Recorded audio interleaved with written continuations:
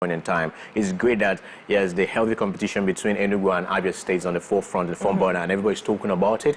And it's a great deal that we just had that a sign, an agreement to have a facelift of Nike Lake Resort Hotel, you know, to go back to its past glories. I remember when we were little, if you're one of the places you go to for sightseeing and enjoyment, see other kids run around and whatnot, was at Nike Lake. You know, it was a thing that whenever I pass around there, I have this nostalgia, because there's one or two things I do remember that happened in Nike Lake that could actually erase from my memory as a child, right? So it's a great deal that, yes, Landmark Group is going to be involved, and you know, whatever they are doing is always 100. The perfection and the aesthetics is always paramount, right? Yes. So, and bringing them down here to have this agreement and also give a facelift of Nike Lake is very important at this point. And it's also going to help in the revenue generation, the 30 billion IGR proposed by Governor Peter Mbah for Enugu State is on the works right now. And in the works, by the way, because the roads, the infrastructure, the attraction of investors, all that, you know, I give it to this government, right? Who would ever thought that this would be happening at this point in time in Enugu State? I think you are speaking the excitement for a lot of residents right now. And I definitely stand with you on that. I mean, Enugu is definitely doing well. Right now, I'm stuck in the middle. Living in Enugu, but from Afia State. I'm just here on the fence. But it's a great deal. Afia is having the best of times, but we've had Afia, we've talked about Enugu, but I'm asking myself, where are Anambra and Ebonyi in this picture? Anambra is... Soludo, I'll give it to him, by the way. Governor Soludo is doing a lot of work. I would love you to tell me. But the thing is that wherever there's insecurity, whatever you're doing is zilch, is zero for the people, because they have to feel safe first. That's a strong point. They have to feel safe first before they start enjoying the amenities or the development or whatnot you're bringing to the community, to the state, right? First of all, they have to feel safe, because if you don't feel safe in Enugu State, everything Peter Mbah is doing, Governor Peter Mbah is doing, will be zilch. It will be zero. Like people won't align with all these. But that is exactly what happened. I mean, you're very right, and I like that you pointed that out, Oji, because insecurity can basically be a blindfold on everything else they are doing. Remember the sit-at-home era in Enugu, where, you know, people would want to come to Enugu, investors would want to come to Enugu, but they would say, how can we come to a state that has no work on Monday? How can we come to a state that people are killing other people and come and drop our business? You know what was most striking in the governor's speech during the signing of the partnership deal was the fact that he said that Landmark Africa Group indicated interest in investing in Enugu State. That he was happy when Landmark Group indicated interest in investing in Enugu. This will show you that they've done their feasible studies, they've checked in other states in the southeast, and, you know, took it upon themselves to say, oh, Enugu State is that safe place we can actually have our investment, right? So this is what having a secured environment and state does to you. Anambra and Imo, I wouldn't take it away from their governors. They are doing a whole lot, but insecurity could make people not see. It could blind people from seeing the good works you're doing in your state. Yes. A lot needs to be done in Imo and Anambra State, especially in the area of the murky roads, the murky waters of insecurity in Anambra and Imo State. But we're going to get to all those conversations later. We're focusing on hospitality and tourism on today's show, so let's not exhaust everything right now. And of course, you must know that much later we'll have an exclusive interview with the founder and chief executive officer of Landmark Africa Group on today's show at 9:20. So you don't need to be anywhere else but the Afia Morning Show for the next 2 hours. My name is Natalie Uku once again, and now we delve into the headlines on our national dailies. We begin with the Daily Times. Food security. NAS advocates higher budgetary allocation for agric sector. NAS willful ineffectiveness of standing committees. Energy experts criticize next electricity tariff approval process for discos. Importers clearing agents reject NAS's 12 trillion naira custom revenue target. Nigeria's Kayode Adewale is UNESCO's Global 2025 finalist teacher prize winner. Zamfara, global rights demands justice for victims of military airstrike. NNPCL remits 10 trillion naira to Federation account in 2024, credited to Kiari. On The Guardian, War against terrorists. Caught in the middle, survivors count loss of accidental airstrikes. Federal government NIMC launched digital cards to assist farmers. Others. Boko Haram ambush. UN demands justice for 40 killed in Borno. EFCC to arraign ex-bank chiefs over alleged 12.3 billion naira fraud. Tax reform. Governor's presidency shelve VAT hike, agree on new revenue sharing formula. Rowdy session at National Assembly over budget defense. Police seal PDP secretariat in Rivers over leadership crisis. DHQ blame external forces, local collaborators for terrorism surge in Northeast. Moving on straight to the Punch. Dangote refinery projects 650,000 barrels per day June, plans crude imports.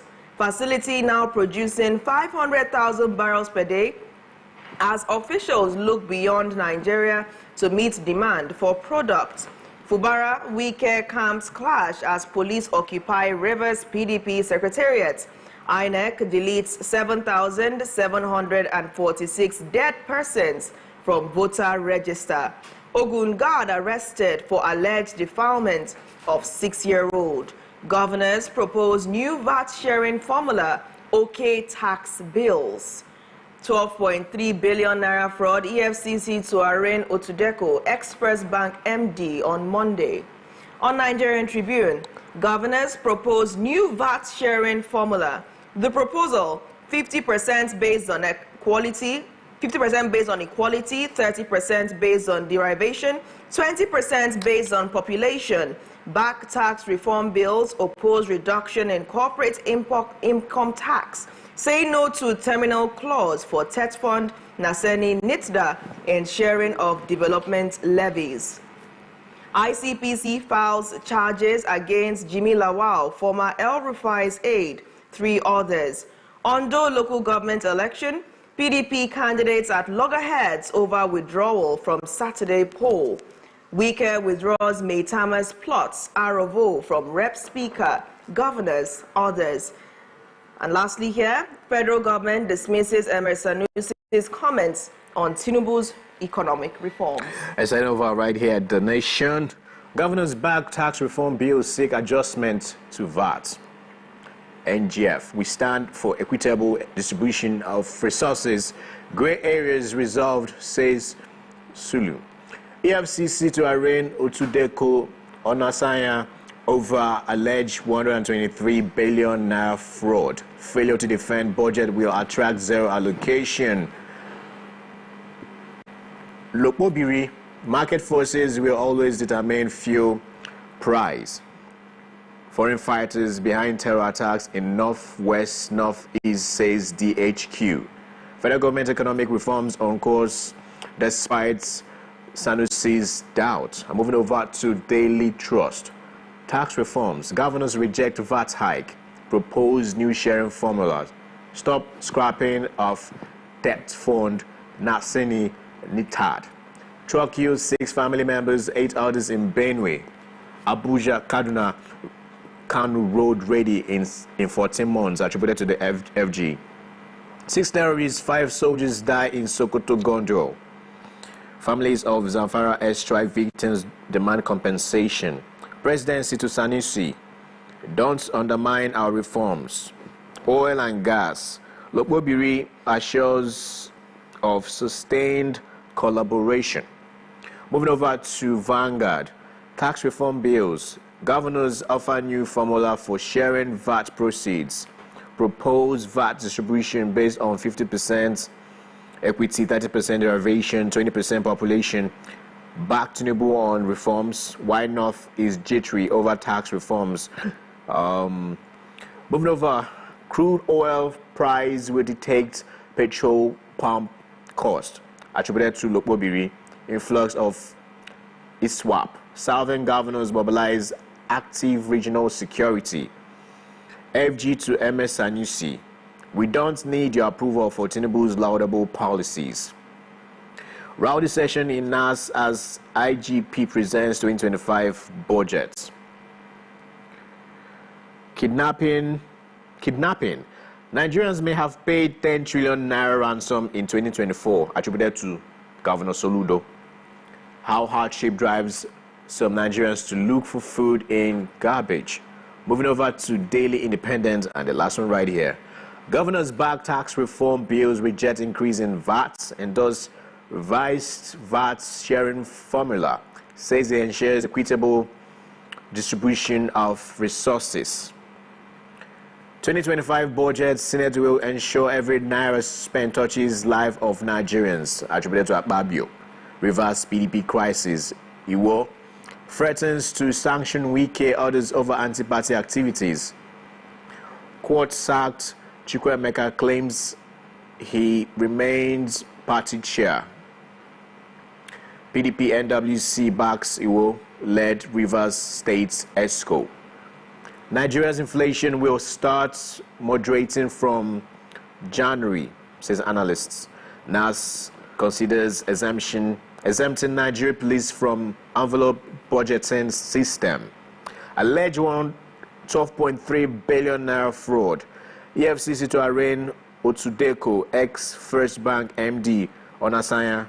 Wike revokes Uzodinma Diri Abe 565 others plots of land in Abuja. And lastly, Third Mainland Bridge safe, FG assures Nigerians.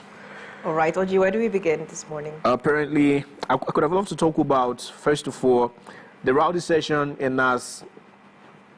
I don't know if you saw the clip of they were having a session when the IGP was making his presentation. Yes. And it was that the scripts he dropped for the report. Yes. The report he dropped for the members, and the one he was reading from did not tally the numbers, the figures, and whatnot, which drove one of the members out. He got mad, and it was not pro, and he had to leave. And some other members there were supporting, and telling him to leave the session if he wanted to leave or not, something like that. But this brings me to accountability and whatnot. At that point in time that they're having that session, and it became rowdy, and someone is complaining that the report you're giving to me and what you're reeling out are not tallying. Well, and that brings us to the very important point where we do introduce a special guest joining us this morning, because he will be in the best position to tell us about the laws, the procedures at the National Assembly, and of course, if the IGP should have been allowed to continue making his presentation, despite one of the lawmakers, one of the members saying that he did not have a copy of the report that the IGP was reading concerning the funds allocated for the construction of 5 zonal police headquarters. But the IGP was urged on to continue going on with that report. Barrister Chidi Uja-Atumba, human rights lawyer and CEO Uja-Atumba and Company, joins us this morning. Barrister Chidi, thank you so much. Good morning, and thanks for having me today. So good to see you. You're now like an August visitor. We need to return to our initial arrangements. It's all good. Daily reviews on the morning show. So what's your reaction? That viral clip, IGP, the allocations and the storming out. What did you make of that? What does the law say about allowing the IGP or people to continue without being interrupted despite the circumstances? Okay, you can allow the IGP to finish his presentation without any interruption.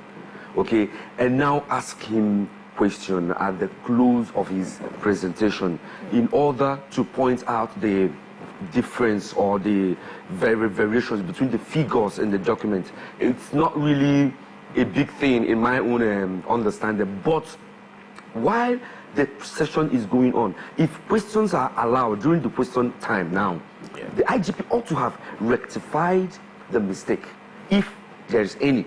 He ought to have rectified the mistake. How would he have rectified a mistake that involved others not having the document? By aligning the document that he was reading from with the ones that he has distributed to the members of the House. Let me tell you how this thing works. Before you are given the podium, before you are called to make a presentation, you must first of all make available the document that contains your presentation.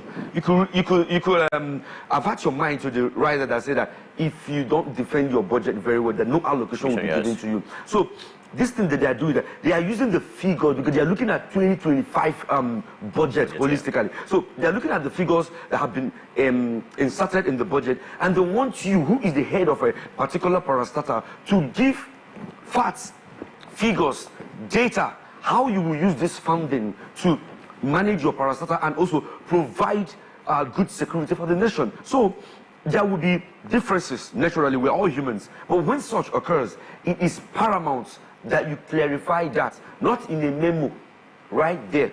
You clarify it. If there is, because you are the head of your own parastatal, so you own the aspect of that government where you have appointed to be the leader. So you should know everything. You should know every figure. If there's a disparity, you should be able to point it out and clarify it there.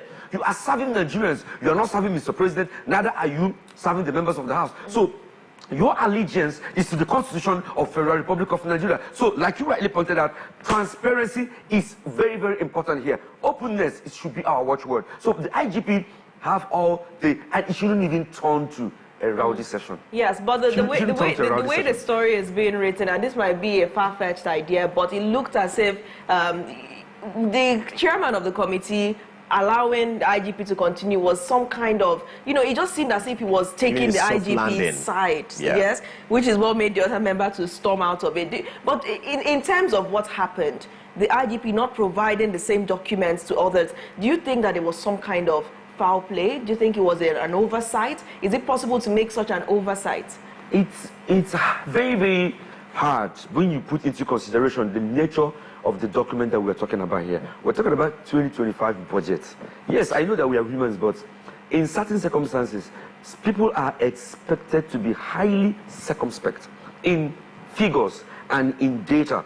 And you are about to approach a subcommittee that is designated to probe, question, and also verify the figures. Actually, the session is all about those figures, not the grammar that you're coming to speak. Nobody is interested in your English language. The most important thing there is how much is here, how will you disburse it, why do you need this amount of money, and what are you going to use to do with them. So the disparity is of high importance. If the figures don't tally, I wonder what they are there to do. But I am of the opinion that it not ought to be a rowdy session. There are ways to, coordinate this kind of a thing. And now let's look a little bit into how members should coordinate themselves during a plenary session, okay?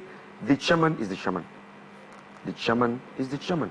There are recess, there are a break period that you can use to ask people to give you the document that are not within your possession. It shouldn't have led to a rowdy session. I think professionalism should be involved in all this kind of a thing. That's my take on that. All right, let's look at another headline now, taken from Nigerian Tribune. Governors propose new VAT sharing formula. And of course, the proposal is there. That's the headline in almost all the papers this morning. Cutting across, that is the major concern right now. What do you think of the sharing formula they are proposing? 50% based on equality, 30% based on derivation, 20% based on population. And what are your thoughts on this? If you look at the previous bill that was brought out, it wasn't clarified in this way.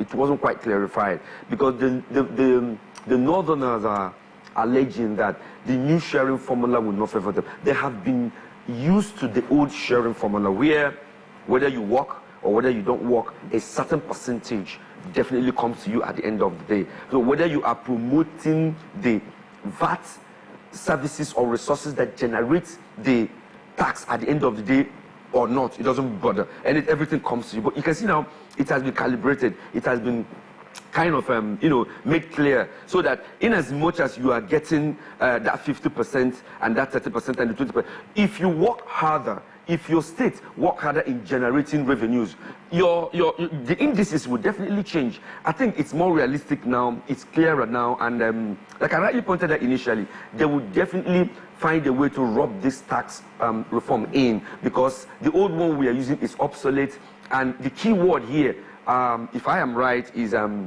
one, aligning with global best practices and also maintaining stability. So they must make sure that those two things work. But that's just about the government functionaries trying to carry out their duties at the end of the day. My question is, how do we not only ensure that the taxes are well accrued and derived, how do we implement, when the taxpayer has paid the money, when the derivation has been completely done, how do we ensure that this money go into certain amenities or infrastructure?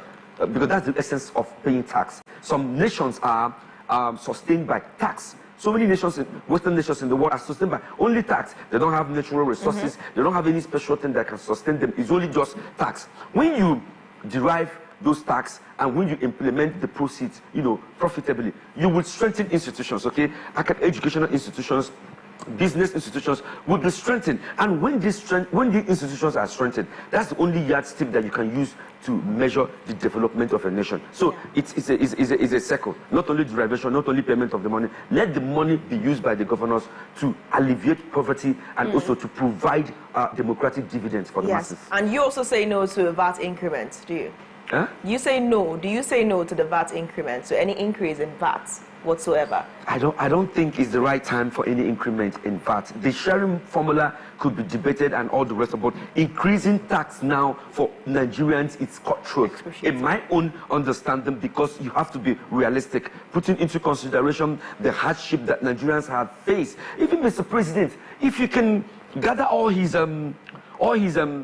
statement since subsidy was removed, even though he may not feel it personally as the president, he has been making statements to show that Nigerians are going through a lot. So increasing tax now would be a sort of a cutthroat on Nigerians, because if you look at the number of those who are employed by the federal government, it's quite an infinitesimal number of people.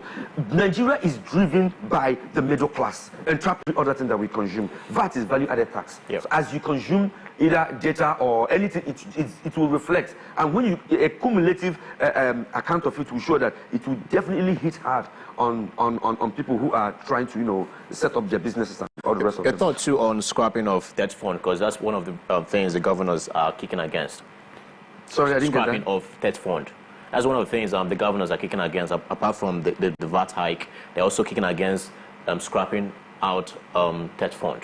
Debt fund has really done a lot to over kind of instead of you going through the normal channel or appointing or ascending funds to governors, debt fund, an arm of the federal government, can come in and establish a lot of infrastructure that if you wait for the state to do it, it will take a long time.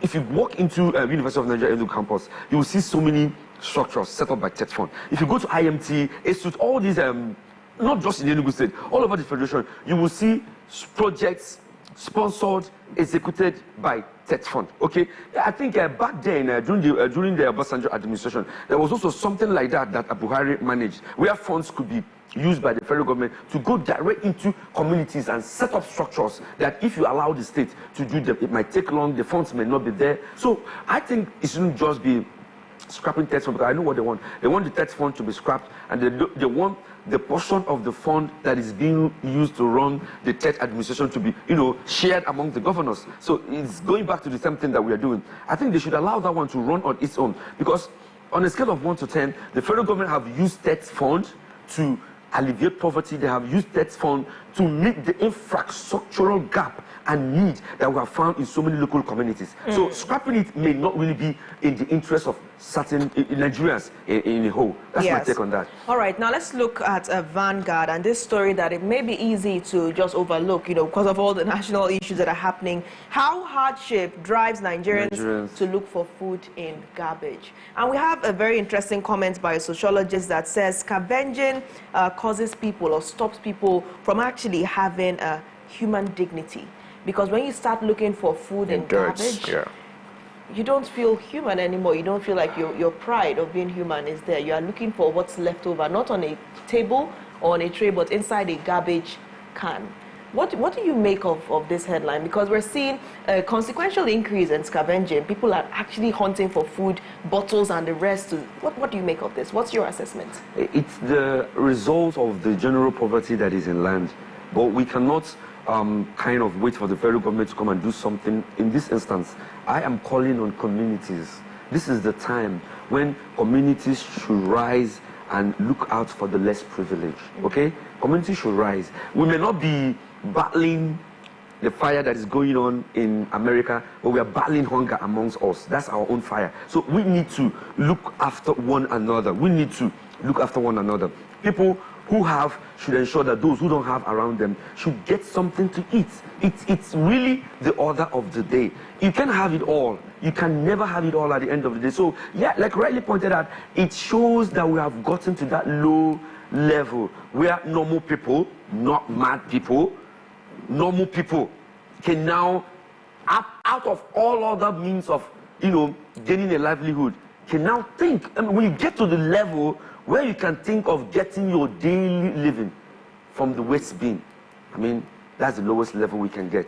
It calls for community support. It calls for people living in the rural areas to always come out and look for all these people and see how they can drop something for them, make life worthwhile for them. Because by that, if you cross that level, let me tell you one thing: once you're in that region, anything can happen to you. One can take up arms against the rich around them. One can do anything to harm those who have the wherewithal around them. So it's not really a point where you can see and you overlook, because the one who is going to the waste bin to grab food could snatch your phone and run away and try to see how he can make a living out of that. So it's really a dangerous level. And community people should, come out and look out for these people and see how they can reach out for them and show love, at least to an extent. Okay, I'm still on Vanguard, right?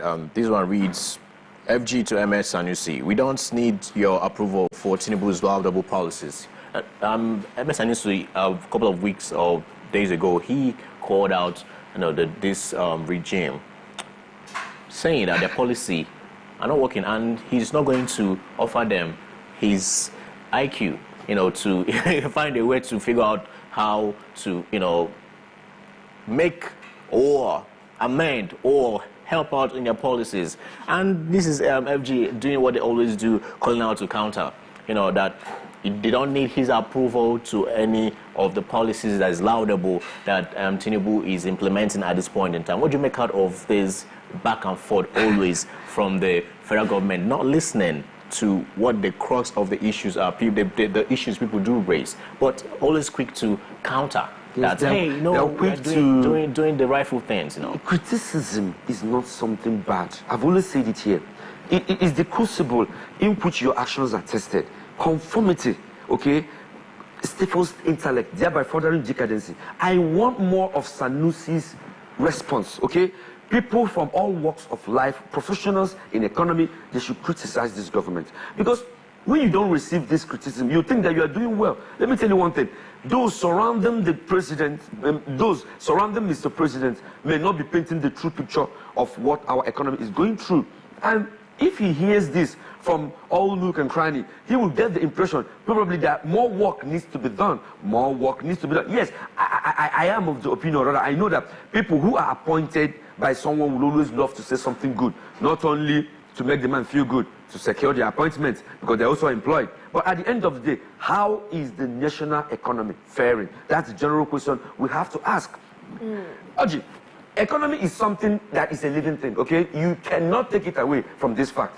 As you are breathing, that's the way the economy of this country is breathing. So if you implement right policy, it will reflect. If you implement wrong policy, World Bank have said that all the policies implemented by this administration, none of them is making any headway. Sanusi is not the first person to say that. Probably they cannot accuse pointing fingers or at the officials of the World Bank, but they can do it at Sanusi because he's an indigenous citizen of this republic. He should come up with more facts, okay, to criticize them. Let them do the right thing. It's not just in bringing up policies. You should bring up policies that are tested. You should bring up policies that when you are implementing them, they will reflect in the national economy. And you should also appoint the people who have the balls and the brains to also implement this policy. So Sanusi is right, but whether they will consult him at the end of the day, I don't know about that one. He's not even trying to offer. All right, now let's bring it back to Enugu State right before we let you go. A very important public service announcement from SFAMA saying that the enforcement on basically sanctions if you throw things out of your window or drop things on the road and not in a designated SFAMA refuse bin, you would be sanctioned, you will be tried at the SFAMA Environmental Court. And people have been making comments around that Enugu is becoming cleaner than it was before, that they're seeing Eswama actually working hard to keep Enugu clean and the policies of the government working. So I want to bring it to this PSA. Do you see people actually adhering to this? People that have grown accustomed, of course, a section of residents that have grown accustomed to dumping.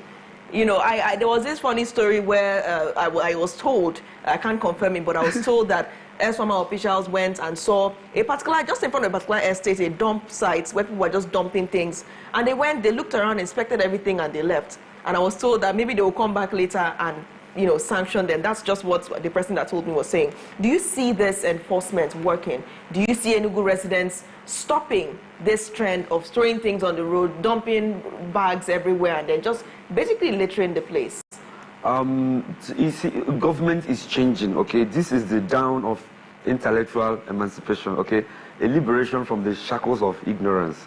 I am of the opinion that if you want to implement something, you first of all create enough enlightenment. Let people know. We've tried such thing in Enugu before, where bus drivers were asked to have Eswama buckets in their buses, and pay for stuff like that, and to prevent people from throwing things from the bus. Windows, they've tried so many measures, but I am of the opinion that consistency is the key. If you start something and you're not consistent on that, people will start doing whatever they want to do at the end of the day. It's really a welcome development if it will be implemented with fairness.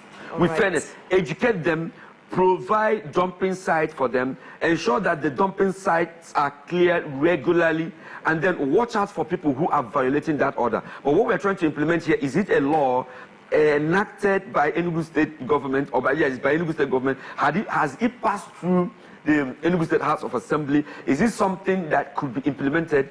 Defaulters, do they have options of paying fine or going to prison, or they should come out here on Afia TV and educate the masses on this law, what it contains, its clauses, if you default, what you are going to go through at the end of the day, and then go to neighborhood and do their homework very well. Provide dumping sites, ensure that the dumping sites are well taken care of, and if people need any other thing to enable them dump their refuse properly, provide it for them, and then watch out and see those who will not violate this regulation. If you violate the regulation without the necessary enabling environment, as you're pointing the finger at one person, the four other fingers are pointing at you. So I think they should do their homework very well, do their due diligence very well, and then educate and enlighten people. I think they have the National Orientation Agency here in Wisdom. They should use this agency to educate people, because the law of this country is like a web. It is so strong to catch the poor and the weak, but it is so weak to catch the rich. That's how it will be. Those who they will be tossing around will be those probably who don't have any lawyer to speak for them, those who don't have the wherewithal to defend their right. Okay, one man's right to swing his arms should stop where another man's right to defend his nose begins. All right, I think we'll end it on that note. Thank you so much, Barrister Chidi, for joining us this morning. It was a pleasure having you. Always. Yeah, and well, I'll just drop this here. Next week, we're going to be focusing on the waste management across the Southeast region, the states that we cover. So if your state is not in order, beware, Afia TV is on the way. We'll go on a quick break now. When the morning show returns, we go on a trip around the region as we explore tourism and hospitality developments. Do stay.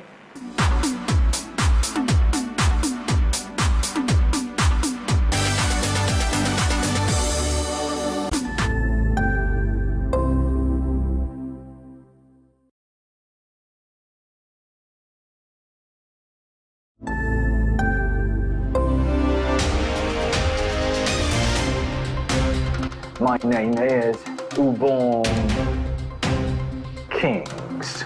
I am Marvelous Afamaga. I am Chioma Akbala. My name is Ifulaya Ndule, but I'm even a market speaking.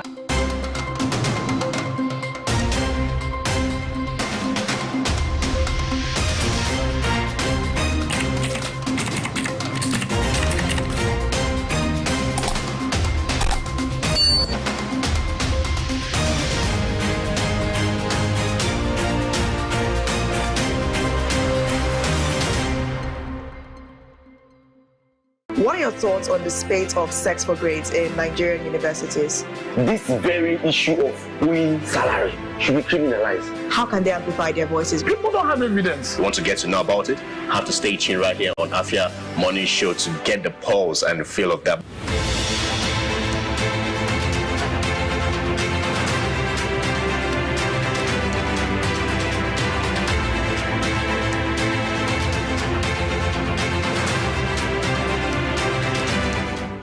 Hey ladies, join us on Gyna Plus every Wednesday at 6 p.m. right here on Afia TV, DSTV channel 254 and GoTV channel 17, where we will delve into health issues affecting girls and women in society. Breastfeeding doesn't even cause breast size. The frequency of breastfeeding means the approach you take to make sure that your well-being is maintained.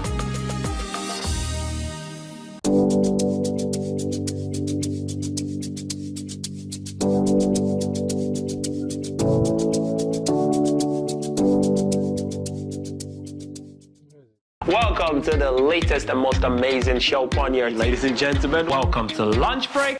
You don't sing along. I did single. For real. You're not a backup singer. That's what they do.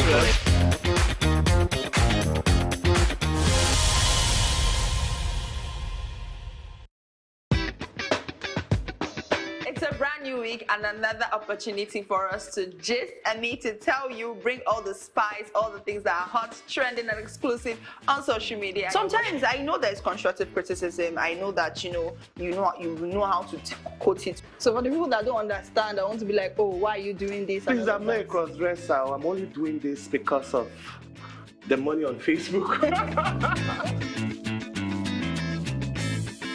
There are some people you need to just tell the truth brutally. Let it hurt them. Give it hot. Afia TV official, exclusive every weekday on Afia TV.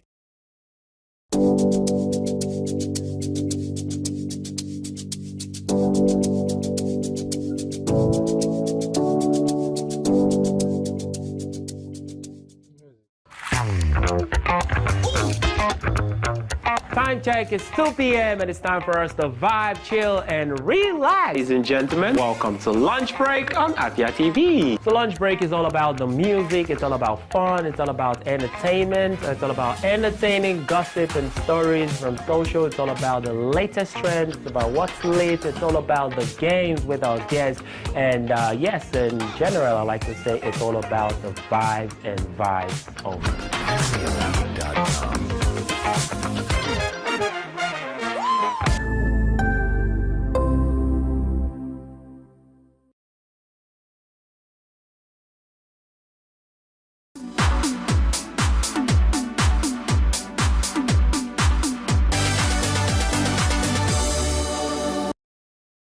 Welcome back to the Afia Morning Show, and thank you for joining us once again on today's broadcast. We begin today's trip around the region in Aba, Abia State, where the rehabilitation of the Eyimba Hotel has been delayed for decades, primarily due to the ownership disputes. However, the Abia State government is now set to sign a memorandum of understanding with Radisson Blu to kickstart the project. Our correspondent in Aba, Chibikem Agwomba, has the insights.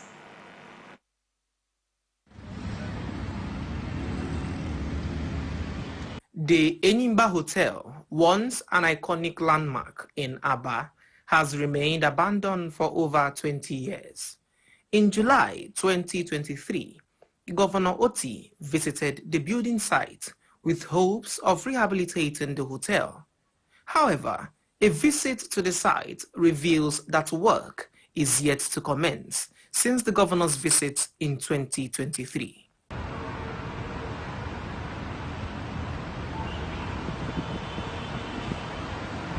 To find out why, Afia TV spoke to the Director General of the Greater Aba Development Authority, GADA, Uche Ukeje. Nearby International Hotels was started in the previous Enugu State administration. At some point, Nigeria happened and activity stopped. Eventually, about 27 years ago, the hotel was sold to Eyimba, to a team led by Eyimba Hotels with some core investors. So when His Excellency made the decisions to proceed, we now have to engage with those to ensure that public funds are going to be invested in the revitalization of the hotel will be protected. The DG, however, assured that the ownership disputes have been resolved.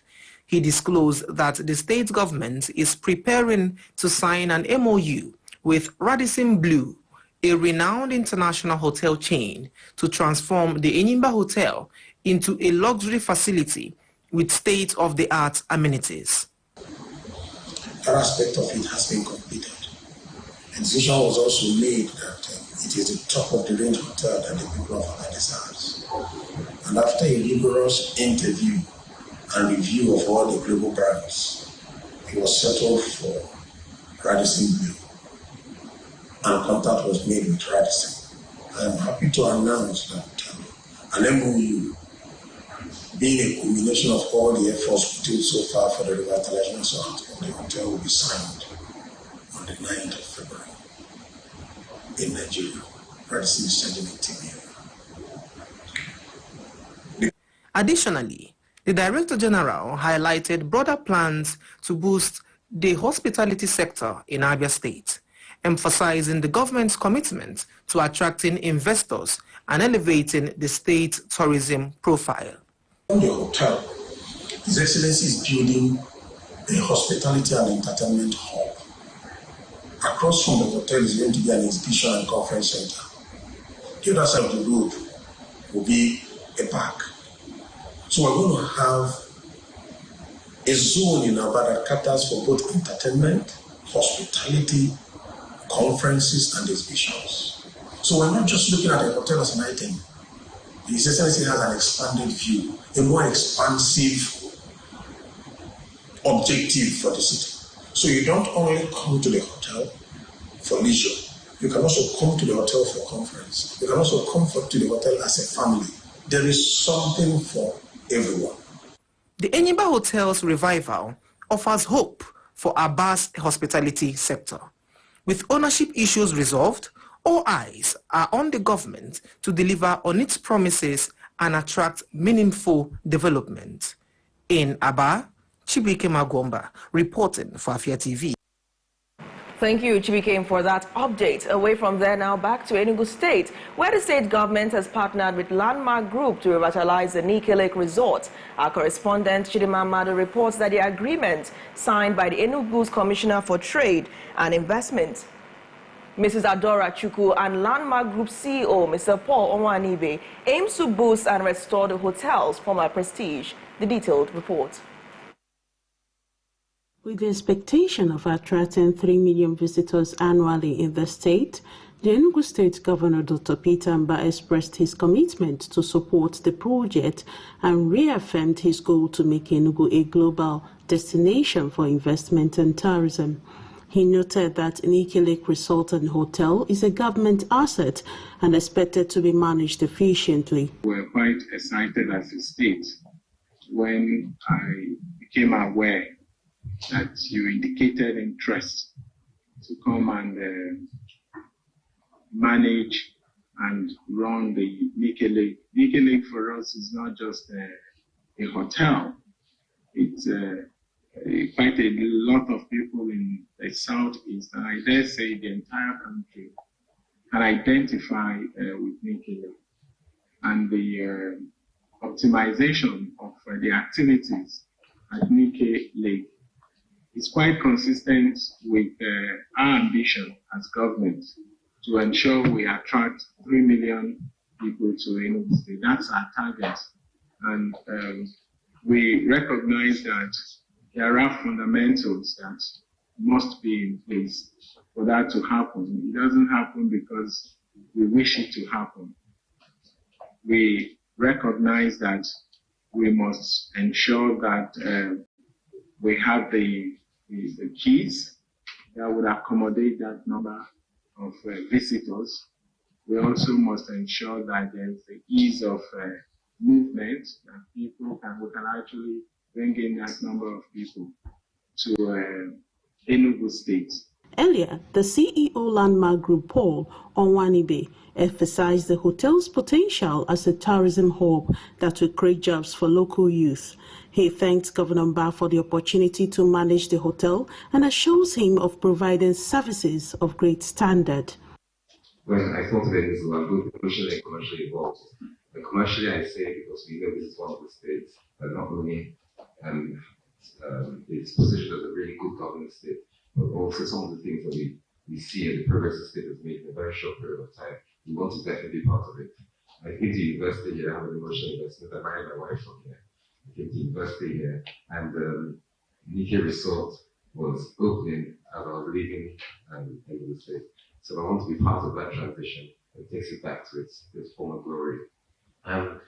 In terms of tourism as an industry and Landmark as a business and Enugu as a state, we very much want to ensure that we bring the hub of the Southeast, tourism to the hub of the Southeast. And what this we feel will do. And I was reading some of the science of the world, and I could relate to most of the things you were saying. One of the ones that struck me most was the incremental change. And I think it's what held Nigeria back for a long time, is everybody likes small wins. Your Excellency, I will make you proud of the decision you made today. We will make sure that this is not a small win. It's going to be a very, very big win. We're going to increase the number of jobs here. We're going to make a big dent on IGR. We intend to invest upwards of 10 billion naira within the first term of the first phase of this.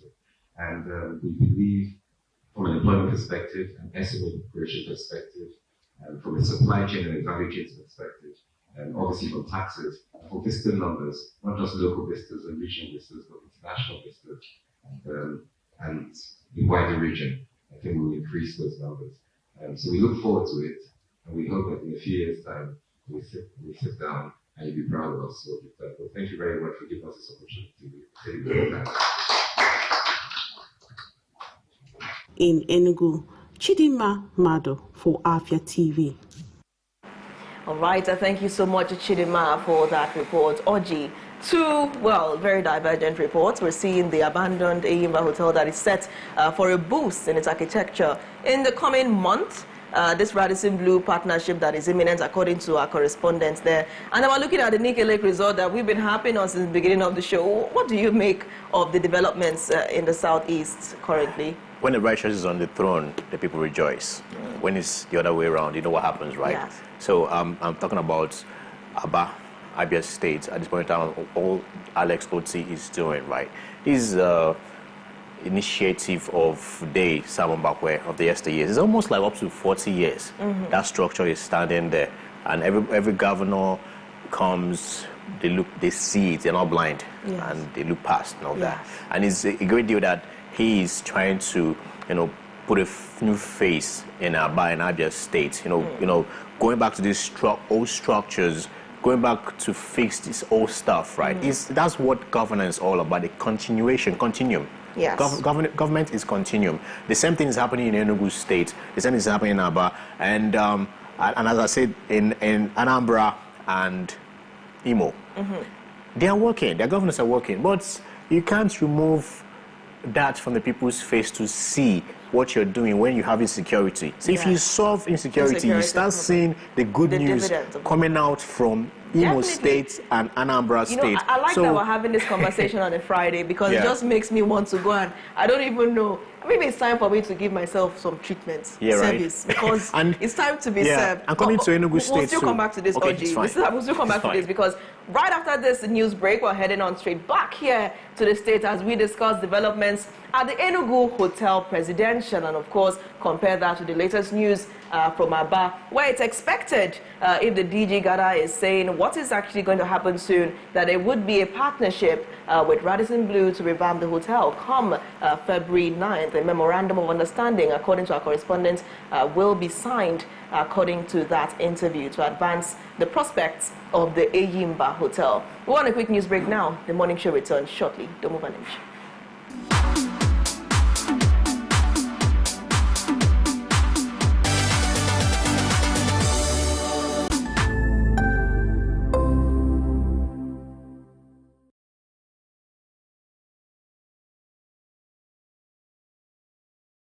Welcome to Afia TV, your go-to channel for excellent news and incredible shows that keeps you IEI, that is, informed, entertained, and inspired. Need a break? Ladies and germs, welcome to Lunch Break on Afia TV. Join Choco to vibe and chill on Lunch Break at 2 p.m. for the latest trends in music and entertainment. Not like I have big money. Dive into the world of innovation and creativity with Rochelle on Anka. It means art in English. Where creative minds and groundbreaking ideas come to life. Tune in every weekday at 8 p.m. Do not miss Afia TV Official, your perfect dose of laughter, where they discuss what is currently trending on social media every day at 5:30 p.m. on Afia TV. But in this economy, the savings will save you, man. And that's not all. Stay tuned for more exciting shows on Afia TV. Catch us on DSTV channel 254 and GoTV channel 17. Good evening to you, viewer, and welcome to Women in Business, a show that profiles women, executives, and even the next door store owners, showcasing Igbo greatness to the world. I started always obsessed with books ever since I was a child. The stress of always converting naira to dollar and an incompetent means an incompetent person.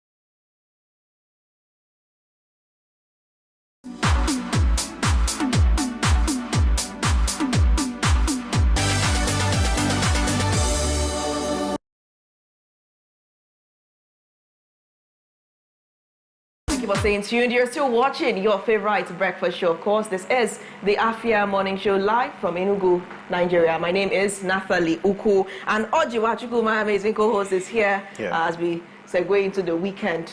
Very excitedly. We're joined now in the studio by Chief Odinaka Kobino Maduekwe, who is the CEO of the plug Chop 1, Chop 2. I just love that line.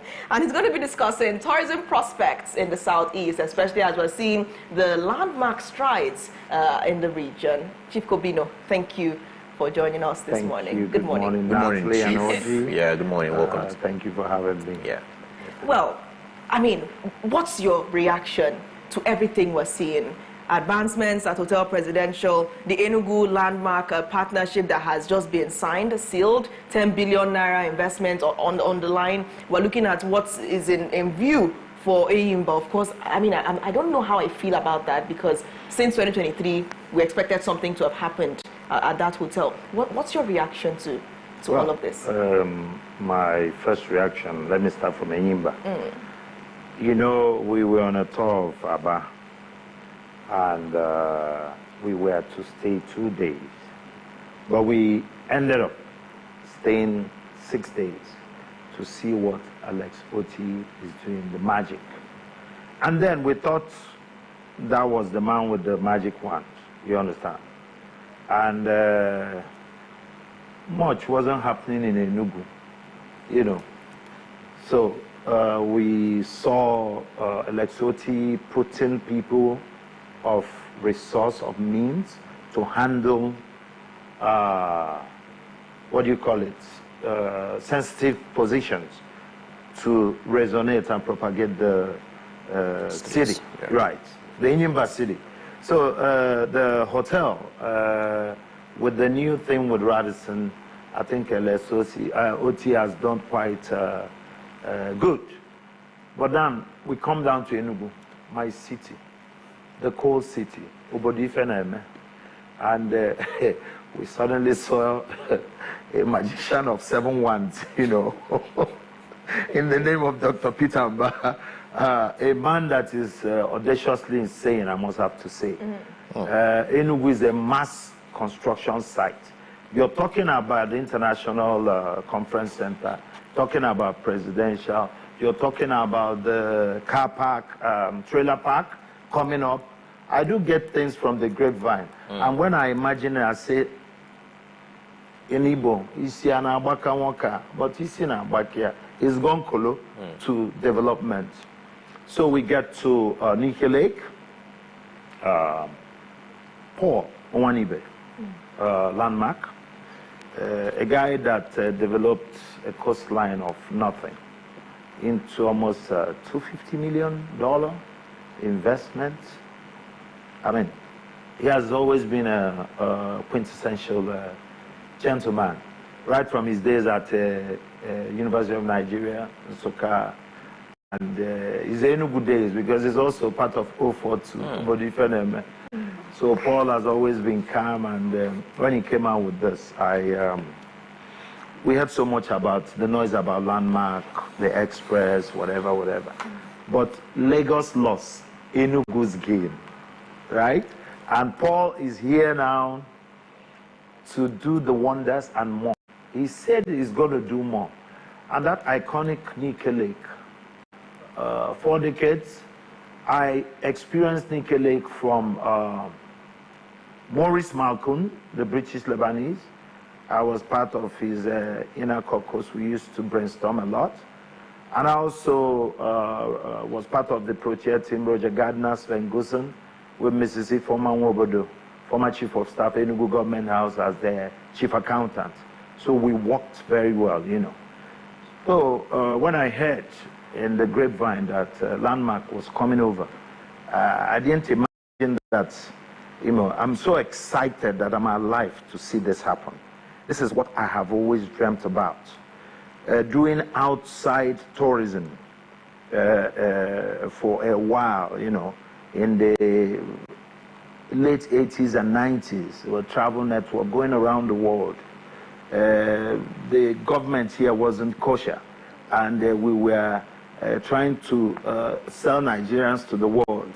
Like when Dubai opened up, I was organizing the Dubai Shopping Festival trip, a week package under $2,000 for your stay and shopping and all that. So for me, it's a dream come true. I was born in Enugu, the coal city, at the Parkland Hospital. I am an Enugu person. So I can tell, you know, gladly say that if you get to the airport and tell them there's a man you're looking for and the man is Kobino, they'll bring you to me. So I'm one of the things, icons of Enugu, if I have to say. So right now, this thing with the landmark, it's so exciting. I don't even know. I mean, like I want to jump out of my clothes and start shouting on the road. And it's for 35 years. You can imagine what this guy is bringing on board.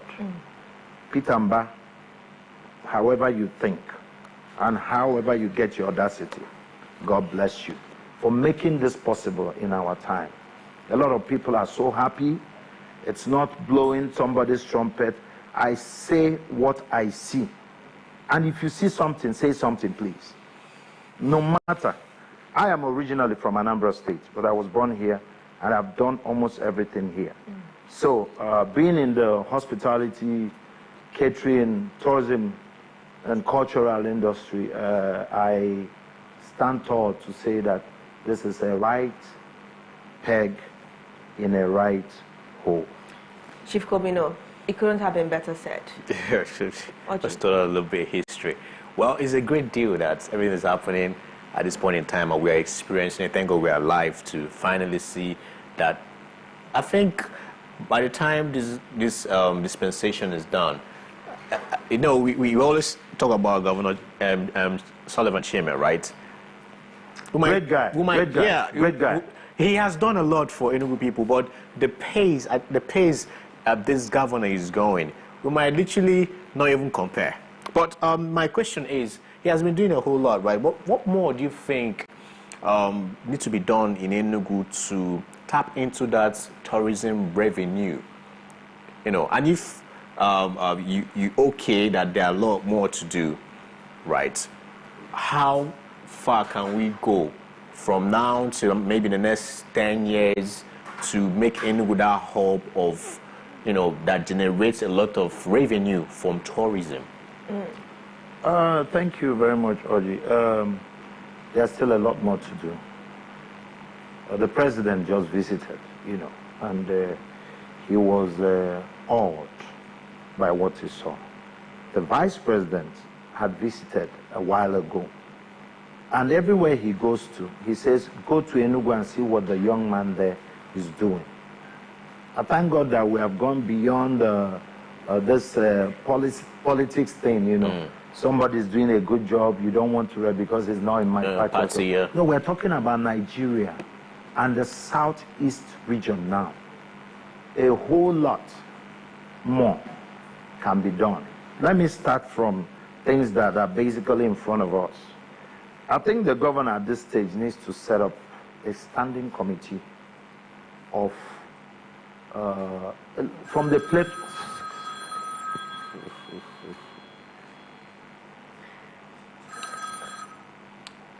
Oh, sorry about that. Go ahead. Go ahead. Yeah, I thought I'd switch this off.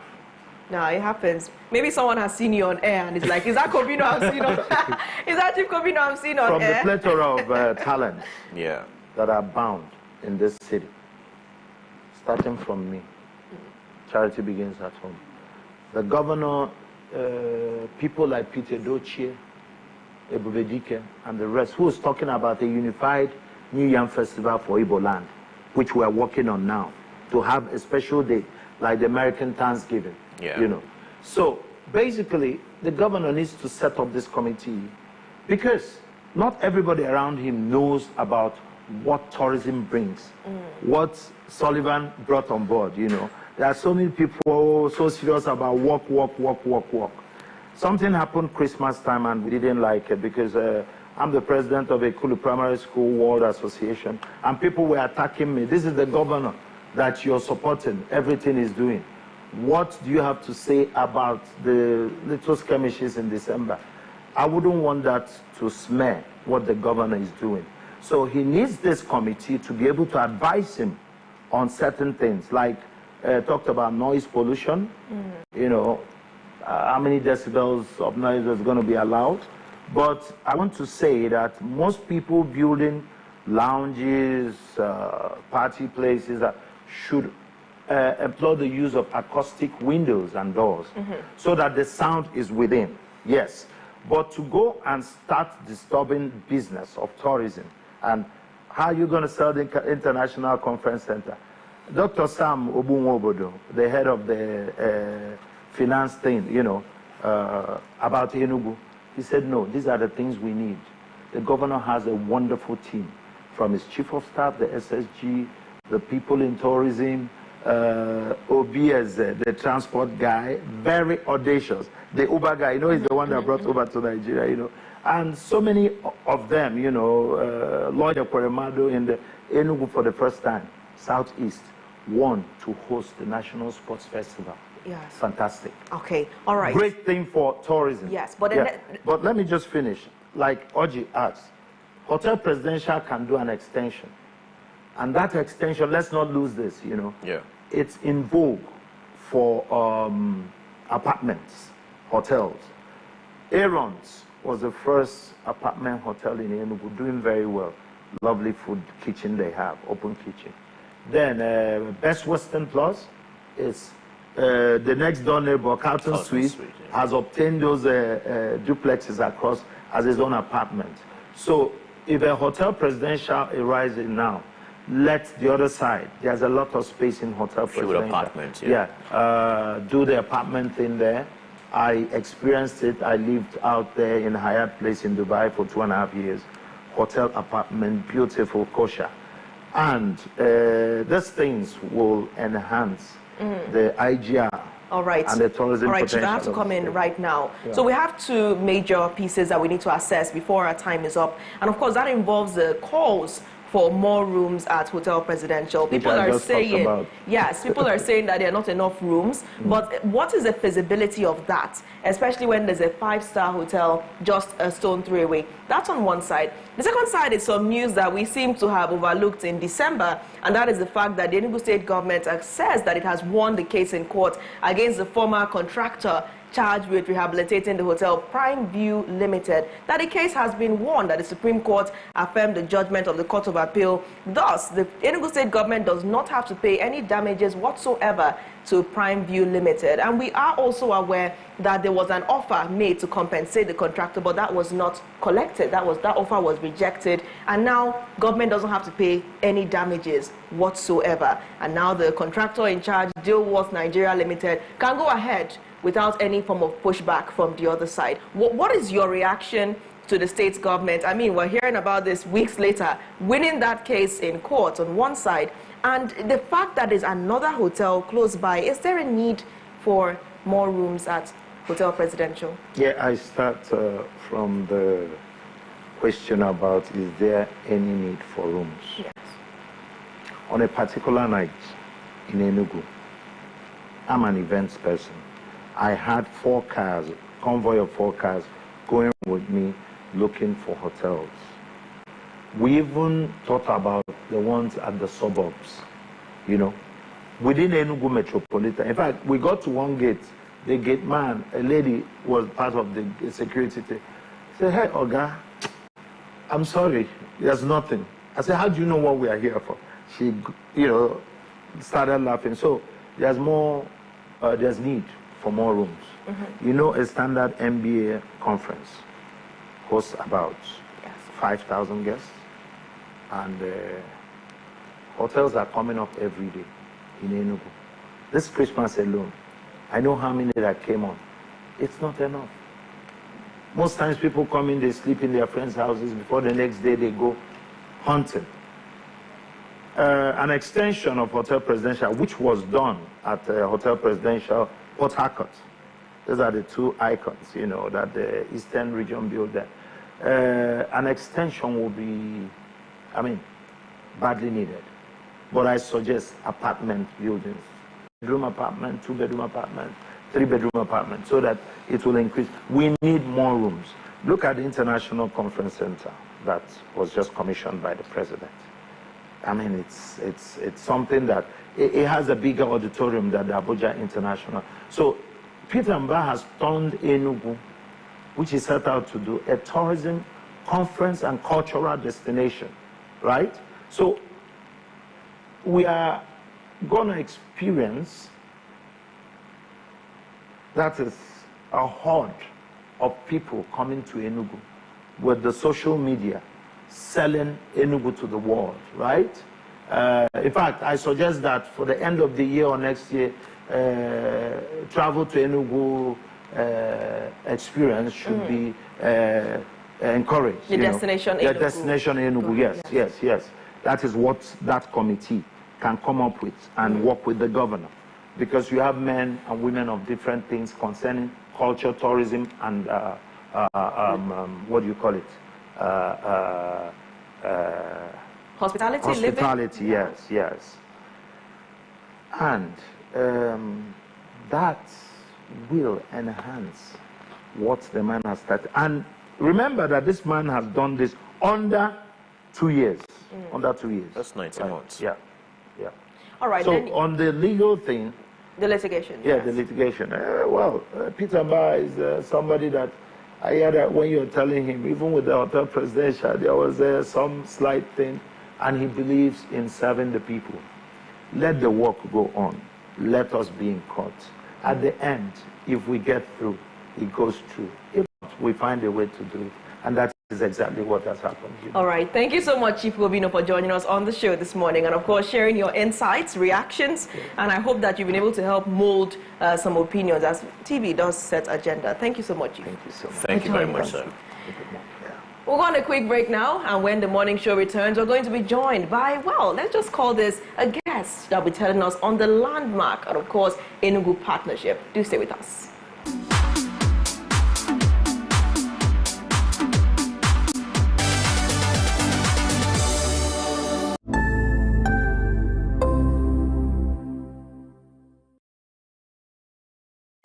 The energy is good.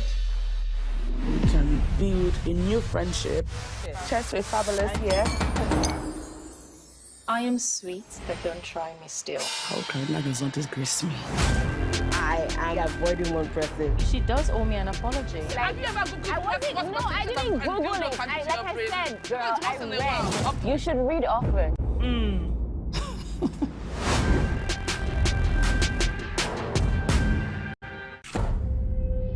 We were warned about this marriage. Because we did not listen, the young maiden is dead. Nana, come here. Hi. Why do you speak so freely with a stranger from Ajani? We were just talking about offering Ojigijage a seat on the council. The gods be praised. Negodo is Sisi. He has 2 wives. So why are you making it look like it is a big deal?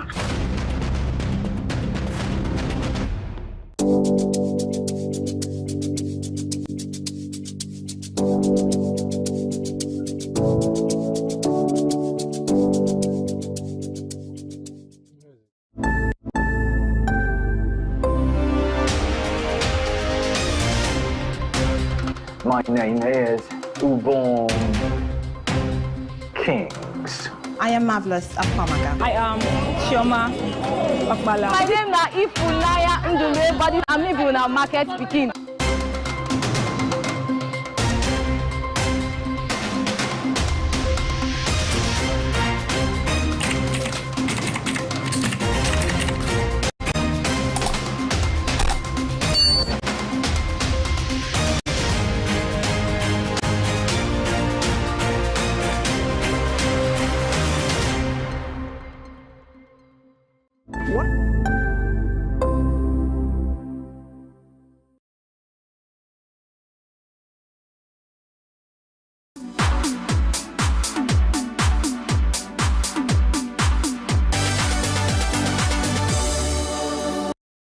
Thank you for staying tuned. This is still the Afia Morning Show as we, of course, segue into the weekend. There is some new information that has caused a lot of excitement in the state, and of course, that involves the Enugu Landmark Partnership having lost millions of naira due to the demolition and sand filling of the iconic Landmark Leisure Beach in Lagos. For the Coastal Highway, the founder and CEO of Landmark Africa Group has brought his developmental strides home to the southeast and has chosen to partner with the Enugu State government to revitalize Nike Lake Resort as his call to action. Mr. Paul Onwanibe joins us remotely from Lagos State this morning. Mr. Onwanibe, thank you so much for joining us. Thank you very much for having me, Nestle. I appreciate it. Enugu partnership.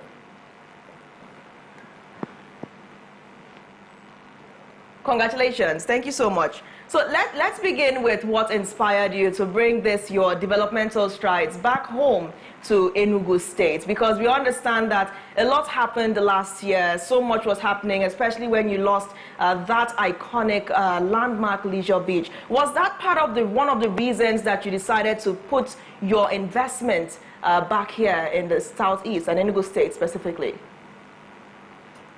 Yeah, so much has been said about the past, and obviously the last 7 or 8 months has been incredibly difficult. And one of the decisions that we made was to ensure that we had some kind of geographic diversification.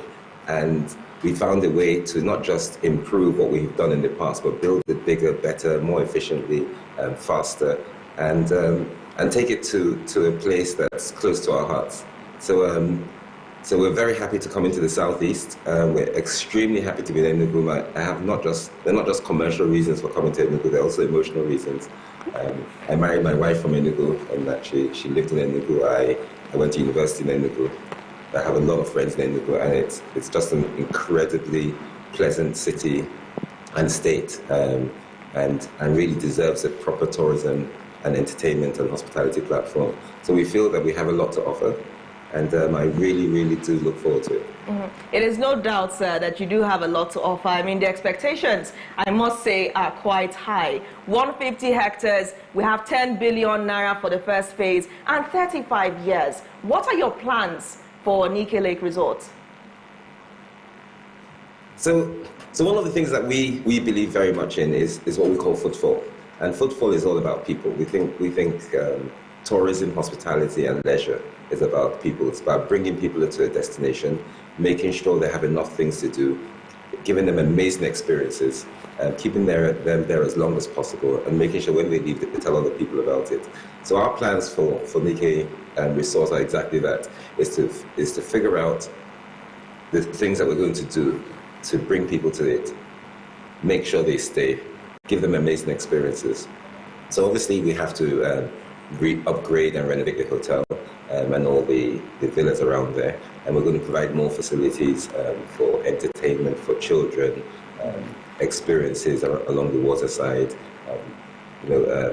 beach clubs, food and beverage outlets, a lot of things for children and families, and a lot of sort of adventure stuff. So what we did in Lagos will be child's play compared to what we intend to do in Enugu. That's ambitious. Child's play. Yeah. I mean, now the expectations have risen even higher, exponentially. Oji. Like, people are very excited about this news, right? It trickles down to the people of Enugu State, even Southeast in general, right? So, but there's something about our governor right here, Peter Mba. He puts timelines and deadlines to projects. So, yes, the agreement is signed already. So when are we looking at having to start this, and also when are we looking at to finish this so this facility could start entertaining us and yielding the necessary revenues? Yes, no, it's a really good question. So obviously there's a 35-year period that we've got to do from a commercial perspective, but in order for that to work, we've got to make sure that we do the right things and create the right experiences and renovate it to the right standard and advertise and bring international, regional and local people here in bundles. So that's going to happen in phases over a period of anything between, anything between 3 and 5 years. So over the next 5 years, starting with some of the early stage renovations. So there are probably 3 things that we need to do. We need to work through the systems and just make sure we have the right set of people that we work with there. Then secondly, we've got to upgrade the physical infrastructure. Then thirdly, we've got to then create the experiences and tell people about them. So those processes don't happen all at once. They happen literally bit by bit. But I would say that within the next 24 months, we'll start to see the immense benefits of having a tourism platform. And within 24 months after that, we'll begin to see some idyllic, iconic, or we'll be bringing back the sort of idyllic, iconic structures within that resort. So yes, in terms of starting, I think we have a month or two to finalize and tidy up this sort of handover process. And in that space, we want to make sure we get everything right. We've had a team in and out of Enugu over the last few months.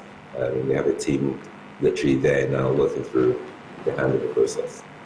Well, good morning. So you mentioned something about footfall, and that's what caught my attention. I mean, where landmark beaches in Lagos is coastline. Many of us were irritated by what happened, mainly because we know how much places like Florida earn from, coastline economy. And you look at that stretch from Oniru Beach, along the same line, you have Shiro, Hard Rock Cafe, Landmark Beach, Landmark Hotel. It's literally like a very long stretch of tourism that people can, what would I say, can engage with. Now, what's the plan for Nick? Is it one, I know you said you want to bring experiences, but the way we have like these other brands, Shiro, Hard Rock, Oniru Beach, Landmark Beach, you have the towers, like it seems like there was a very long stretch. Are there any plans to do, I don't know, maybe redevelop that whole area in Enugu and kind of like have a, will I say, tourism mecca? Or is it just restricted to the resort itself? Yes, another great question. So firstly, yes, the deal we have is restricted to the resort itself, but that resort is 150 hectares. To put that into perspective, the landmark stretch in Lagos, where the space that is 10 times the size of the existing landmark stretch in Lagos, which contained 150 different businesses, a world-class convention center,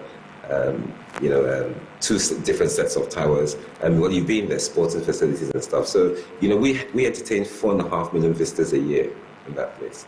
So we expect that within the Nike Lake Resort, first of all, the space is big enough, the opportunity is great.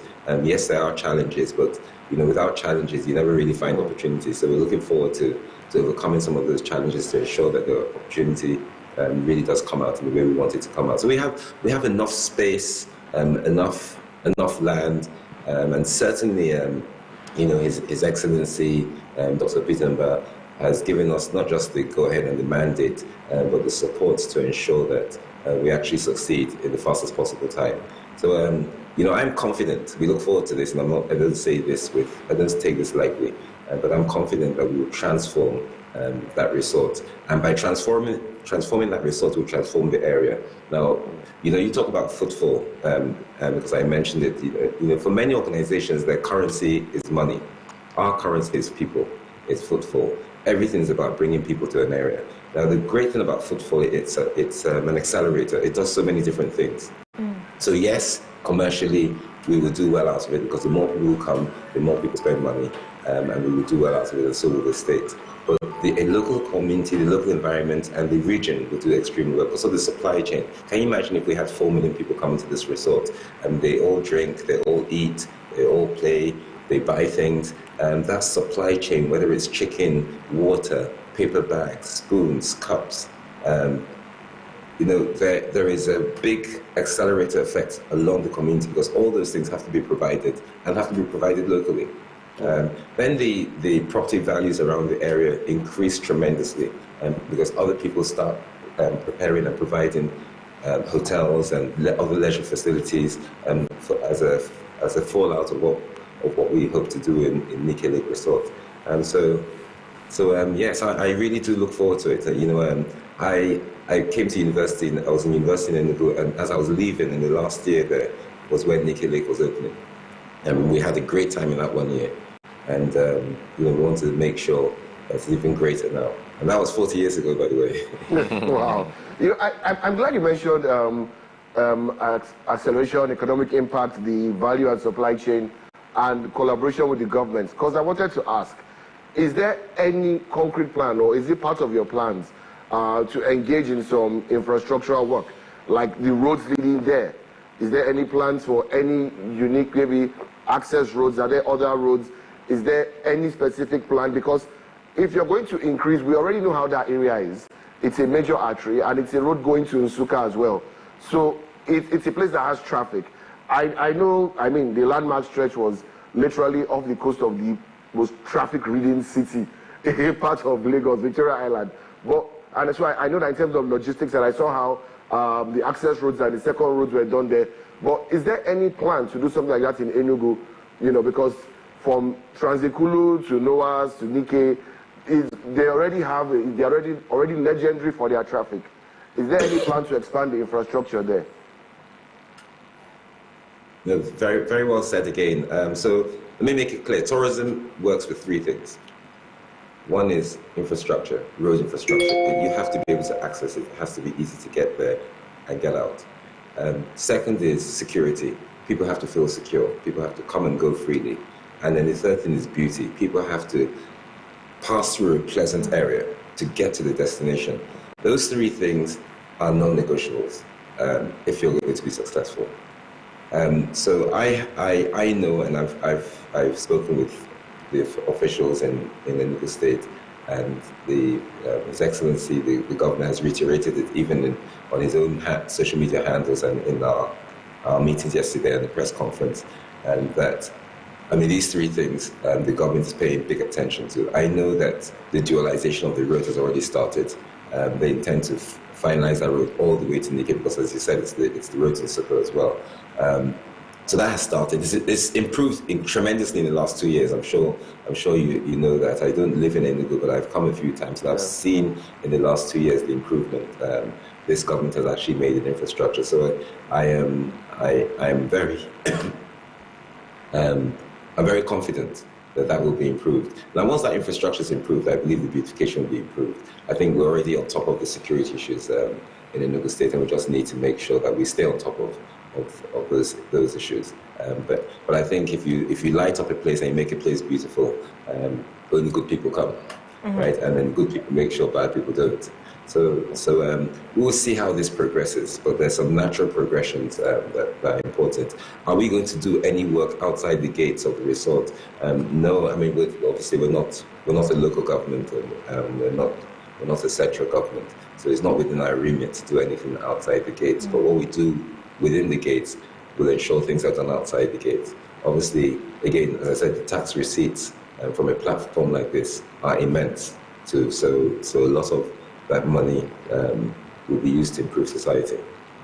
All right, it's also great for us to point out that you said that the security situation in Enugu is basically controlled, that appears Enugu is on top of the security situation, and that's a great endorsement from you, sir. Was that one of the things that encouraged you to bring this investment to Enugu? Did you have thoughts to do it before, but you couldn't because of the prevalence of sit-at-home among other security issues? That's on the one side. On the second side, are there going to be plans to demolish the hotel, or is the hotel going to be remodeled? What is the plan? Are you going to maintain the existing look and feel of the hotel in a bit to rehabilitate it? All right, so yes, and yes. So from a security point of view, we feel that, excuse me. Bless you. I have this cold from 30 December. I got away. So yes, from a security point of view, we feel Enugu's got its acting order, and it was certainly one of the reasons why we've come. We feel there are three reasons. Again, one is security is under control. Two is it's a forward-looking government, an extremely forward-looking government. They're inviting the private sector. They really want Enugu to do well, and we want to be part of that kind of success. The third is Enugu is a city and a state that just has a lot of progressive people. And, it used to be sort of the East Central state HQ. So the market is there, the region is there, and the templates for doing things well are there. So then those are the key reasons why we decided to come to Enugu. In terms of the hotel itself, we don't have any intentions at this point in time to demolish it. Subject to further conversations with the government, we may build another hotel within the same site. But we do have plans to upgrade it, so we intend to upgrade it significantly in a way that makes it appropriate and international standard and world class. So that will be over a period of time. We're not going to go shut it down, go in there and do it all in one fell swoop. And we're going to probably do it wing by wing, floor by floor. Area by area. But a lot of what we're going to do at Nike Lake, by the way, is not about the hotel. It's about the grounds, in terms of just creating, the adventure, the water parks, and different experiences along the grounds, because that's where the real opportunity is. So the water park is on the way for Enugu State, because I've always felt that Enugu Nike Lake Hotel was not being used to its optimum conditions, because you go there, you look at the lake, but then the activities around the lake, apart from the boat ride, I felt that there was still a lot more to be done. Yeah, sure. Okay, I have this simple question. What happens to the lake? What happens to the lake? And during in the course of this kind of development, there's always challenges. So how do you anticipate the challenges and addressing it too? Can you just walk us through this? And the first question, what happens to the lake? Okay, so you're going to have to ask me in 6 months' time in more detail. But in terms of what we look at the lake is that we need to upgrade the lake embankment. So without talking about the water in itself, just the embankment is what we're going to do. We're going to connect the lake all the way through by having a broad walk that runs the entire length of the site and it connects it. We're going to increase the interaction with the lake from the land side. And what we haven't done is that we haven't done the sort of studies that we require to do in the actual water itself to figure out how to A, clean up the water, B, make it more friendly, C, maintain the natural habitat and create an environment around it. But, you know, there's a lot of land. So we're going to create some artificial lakes as well as that will complement this. And we need to create those for people to interact with, swim, paddle, play, and any of the water parks. But we intend mostly at this stage to preserve a large part of the lake, if not all of it. But there's still studies underway. And this was an agreement that moved pretty fast, and that's kudos to the state government, His Excellency Dr. Peter Mba, but also, I must say, the team I worked with, the Honourable Commissioner for Tourism and Culture, and the Enugu Chimadoke, and the Honourable Commissioner for Investment, Adora Chukwu. They were exceptional in taking this agreement forward in terms of speed, professionalism. One of the things I liked about it was just the two words I love, authenticity and transparency. That means be real, be authentic, and be straightforward. And I saw bundles of that. Yes. So we moved a lot faster than I thought we would move. And as a result, we're here, and we still have some work to do with our discovery process. All right, now let's come to the paperwork. Right now, the joint venture agreement. Could you give us some insights into the nature of the agreement and how the profits would be shared between the Landmark Africa Group and the Enugu State government? Okay, so it's a very commercial agreement. We effectively have acquired the lease for a 35-year period, and we have a responsibility to create, to upgrade, create, and sustain and manage a tourism platform there. The government has a fixed flat rent, which is effectively a commercial rent, which we're paying to the government, and a percentage of the upside. So we pay a percentage of our revenues as well. On our part, we'll be running a business that, if successful, we believe will be not just commercially lucrative for us, but will be commercially lucrative for the entire supply chain or value chain within the region. So, if I'm to get this right, all operations will be done private sector side. Nike Lake, I mean, it's lasted this long, but we all know that it could have been better. I'm not knocking the government. I think this government is doing a particularly good job. But if we're to be honest, the private sector is who should be running businesses. The need to make profits brings about the need to innovate, which will inherently lead to value creation. So everybody is waiting to hear the operations and decision making and day-to-day management will be done 100% by the private sector. There is no part of the agreement that has the government doing any sort of oversight or operations in the contract, is there? No, the government has a statutory responsibility, obviously. Excuse me. So it's not going to vacate the statutory responsibility. But we as Landmark will have 100% control over designing, developing, operating, managing, and creating the experiences. All right, sir. So let's now come to this. You shared a recent post, and in that post you said, and I quote, that what a year, Landmark is now committed to rebuilding and expanding across new, strategically diverse regions. And of course, that was a post you shared on your LinkedIn profile. So I have to ask, what are your plans for other states in southeast Nigeria? So there's some things we're going to announce in the future, but I'll give a fairly whistle-stop tour here. So, you know, I said recently that when I was growing up, my mum used to say, put all your eggs in one basket and watch that basket carefully. And we did that. But time has suggested that maybe there's another strategy. And that strategy is basically one of diversification in a certain region.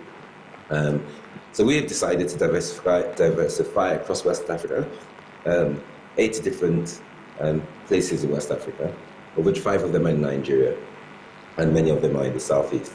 And we want to create a network of tourism platforms that we can network together by sea, by land and by air, and created a platform where we could have regional. So if you wanted to do a music tour, you could just need to speak to one company, and you can take that music tour to all these places.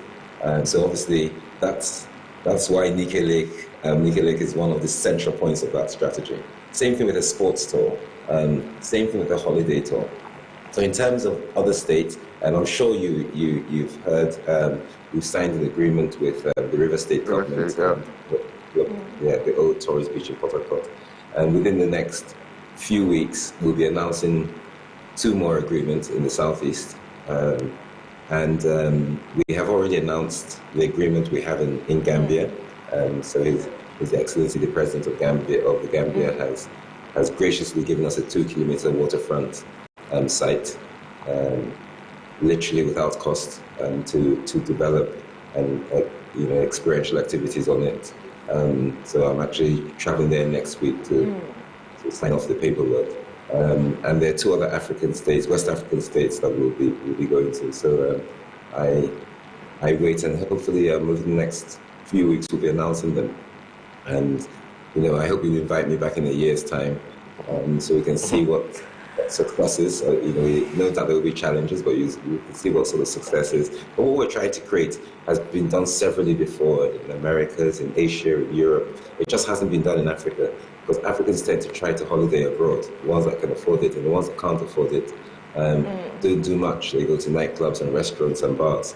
We want to change that. We want to bring into this part of Africa, into this part of West Africa, that ability to see world-class facilities and have fun in world-class facilities at a price that we can afford. And we can do it not just in our own home state or our own home country, but all over the place. So that's why we're going to connect these places by air, by sea, and by land. I mean, I don't think it's a question of if we would invite you back. I think it's a question of when. Thank you so much for even shedding light on all of those. Now, let's also look at the impact of the partnership on employment in the state. Everybody would love to be a part of the big picture of this partnership. So what are the prospects for employment? What are the prospects for the state in the next 5 to 10 years? Absolutely amazing and great. So again, I'll take our benchmark from where we are now and what we did in Lagos. So in Lagos, we employed 4,000 people within our leisure facility. And with the dependency rates in Nigeria, 4,000 people, the dependency rates I understand are 16, a factor of 16. So we employed 4,000 people directly, indirectly probably 40,000, because indirectly all the different businesses had staff, and all the places that we bought, that people bought things from. You obviously had employment consequences from whether other hotels or the people that worked on the streets or the people who made the drinks or the food outside. So great. So what do we hope will happen in a place like Nike Lake, and when we get to our sort of optimum? I'll be surprised if less than 4,000 people work there. And that's directly. Indirectly, I think there will be many multiples of that. So in terms of SMEs, at Landmark, as I said, Nike Lake is over 10 times larger. At Landmark, we had over 150 SMEs. And those SMEs range from organizations as platforms as large as the Hard Rock to small one-man bands. Now, one of the things that we are highly sensitive about is that we intend to ensure that local people benefit tremendously from what we do. So whether it's from the security aspect, the services aspect, the experiences aspect, and we want to employ local people, because it's local people that understand the mood of the people and also protect the benefit of that facility and the commercialization and beauty of whatever facility. So a lot of this, we have an 80% local content rule, but I expect it to exceed that by far. Yes, from a jobs perspective, from a supply chain perspective, from an SME perspective, I expect this to be a win-win-win. So I noticed you kept saying we had at Landmark. So I want to ask, is the case of Landmark closed, or is there going to be any legal action to challenge the activities that happened there? because I mean, I have my personal issues with what happened. I know everybody has their issues, but I think that because of the value of waterfront tourism and the amount of people who went there on a weekend, is there any chance that there will be any legal action taken, or is the matter closed? Never say never. I think it's important to say that, it's important for us to move on. I've always said you can't fight a battle and make progress at the same time. You've got to decide which one you want to do. The government, through the right of eminent domain, had the right to do whatever it likes. It can come in and take your mother's kitchen, right? If it wants to. The government had the right to do it. I've never been one to fight legal battles by any stretch of the imagination. I just don't do it. I think it's important to be positive. You have challenges, you have things you like and things you don't like. But the other side of a challenge is opportunity. The other side of pain is happiness. So you're never going to be happy if you don't experience pain. So yes, we experienced pain. We've had it. We enjoyed what we were doing there. We enjoyed the journey, and we will do it again. And we'll just do it in other places. And that's why we're in Enugu. So we move on. It's tough. We spent a lot of money in that place. And we need to return our investors' money. So that makes us even more motivated to make sure we're successful in a place like Enugu. So we move on. We move on. So, is the simple answer to your question. Okay, so let's establish this. Apparently, this is one of the reasons why you are looking inwards right now, looking down south for more investments and right in this region. Is this kind of a motivation, this sticky situation you had last year? As I said at the top of the program, we decided to diversify geographically. Just being in one place, we've been there for 18 years. We spent $100 million in that place, of which a fair amount, almost 1/3 of that was spent on the waterfront. So that presented its own risks. We were extremely successful in that period of time. So we're grateful for that success. But we now realize that we can replicate that success in many other places. So we've chosen areas that A, are close to our heart, B, provide a good platform for it, and C, tick those 3 boxes I spoke about earlier. So that's the reason we're sitting in Enugu. We think it ticks the 3 boxes. It provides an opportunity for success. It's nothing to do with region by any stretch of imagination. Because as I said, some of the other states are not in the southeast. And certainly the Gambia is not in Nigeria. And there are 2 other countries which will be announcing shortly, where the president specifically called me and said, come and do this in my country. I think you can add value. So we will be doing that because they're great countries as well. So yes, this is all about ensuring we create a platform that we can network and we can link the people. All right, I know this is a point where, I probably should veer off this topic because you've made it clear that you would like to move on from it. But I have to do my job as a journalist and ask you this question. Have you been compensated yet for that grandiose demolition? I think I've gone on record and I've said it. No, we have not been compensated. Even up we move now? On. Are there even plans to? Were there any indications of plans to compensate? You're asking the wrong person. No indication. So I guess the communication has broken down irreconcilably. Well, I'm compensating myself by making sure we can do this again and do it in a bigger, better, and a faster way in your wonderful state of Enugu. All right, I have 2 more questions for you. We have just barely 3 minutes on our clock, and I know you have a lot to get back to. Would you say, I would quote what Chief Kobino said right before you came on air, that Lagos's loss is Enugu's gain? Well, that will have to, other people can say that. I have a big attraction to Enugu. As I said, I came to university here, but I also went to school in Lagos. So I spent more time in Lagos than any other part of Nigeria. So I did my secondary school here.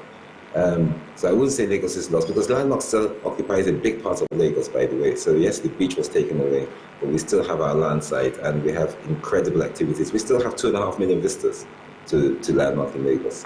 So Lagos hasn't necessarily lost, but let's just say Enugu is going to gain quite a lot. All right, on a final note now, basically speaking about the outlook for Enugu State and what other people who have been having reservations about investing in Enugu should be telling themselves right now. What do you have to say to people who are still a bit skeptical about investing in Enugu, about investing in the Southeast at large, as someone that has taken that bold step and has signed this partnership with the state government? What do you have to say to others that are still skeptics? Well, a number of things. There's one thing the governor said to me, and I reflected and thought about it. You know, the time to come into a place is when you know that the place will be better tomorrow. And, you know, his mantra is tomorrow is here.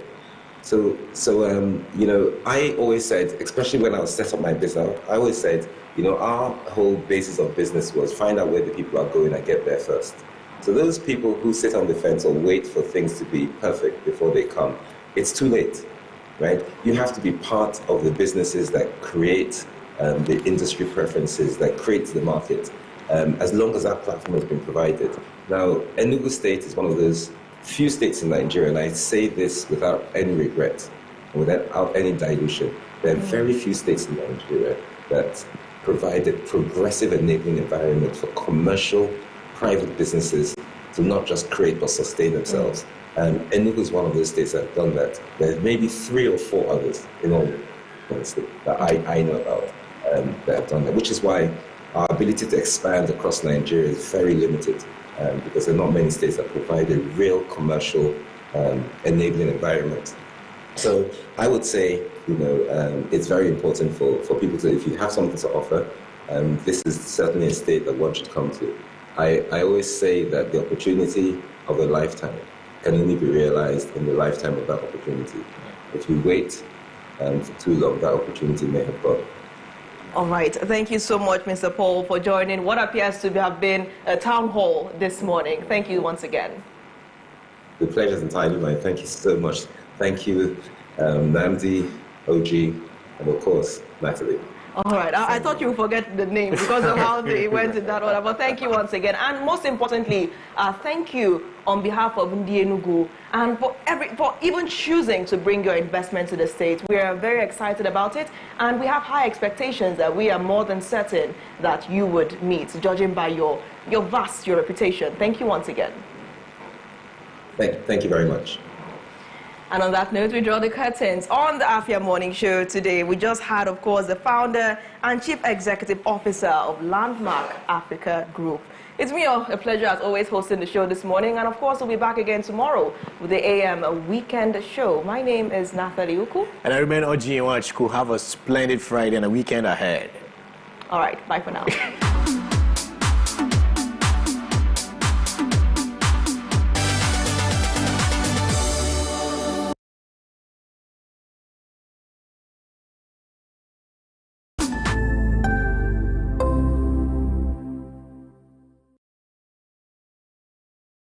What are your thoughts on the spate of sex for grades in Nigerian universities? This very issue of owing salary should be criminalized. How can they amplify their voices? People don't have evidence. You want to get to know about it? Have to stay tuned right here on Afia Morning Show to get the pulse and the feel of that.